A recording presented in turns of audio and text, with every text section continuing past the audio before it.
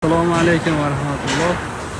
Hurmatli kuzatuvchilar, bugun ishxonamizdagi narsalarimizni, qo'lning narx-navolarni yoritib beramiz. Endi bir boshdan boshlaymiz.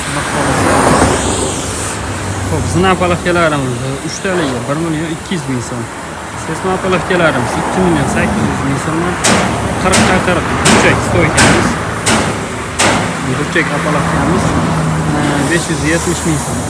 30 520.000 so'm. Mishalkalarimiz 0.25 kuba mis motor, 1 oy garantiyalari bor. Ularimizning narxi 3.700.000 so'm rollikli bo'ladi. Xo'p.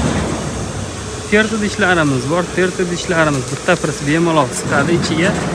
Ularimizning narxi 370.000 so'm qilib beramiz. Stenamiz bor, balandligi 2 metr, stenasi 1.5, stupenkalari va kashaklari bor. Bunimiz narxi 620.000 so'm. Endi karitalarimiz bor sizlarga. Karitalarimizning narxi bu standart karitamiz bo'ladi. Buni razmeri 120 ga 2 metr bo'ladi. Bunimizning narxi 520.000 so'm. Katta karitamiz bor.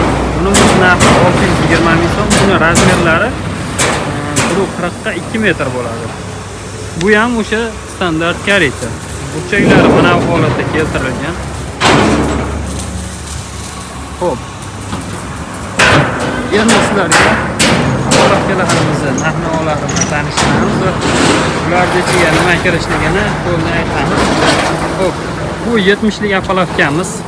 Metrida 18 metr bo'ladi. Ikkita to'sqichi, ikkita burchagi bo'ladi. Bunimizga 72 ta o'q qo'shib beramiz. Bitta o'q idish, ключ va bitta 150 ml syomnik qo'shib beramiz. Bunimizning narxiga keladigan bo'lsa 70 lik konteyner appalatgamiz 7.700.000 ga beramiz. Xo'p, bunimiz 60 lik. Bu ham xuddi o'sha naborda bo'ladi. 18 metr bo'ladi, syomnigi o'qi bo'ladi, burchagi va qo'shimcha listlari bo'ladi.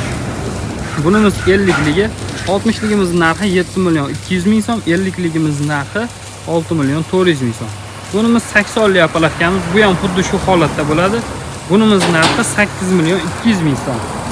Bunimiz konteynerdan bo'lgan Lego appalatgamiz. Konteynerdan bo'lgan Lego appalatgamiz. Bunimizning narxi 6.700.000 so'm.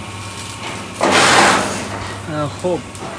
1 tonna, 1.5 tonnali, 1 tonna, 1 tonna 300 lik va 1 tonnali ohak idishlarimiz bor.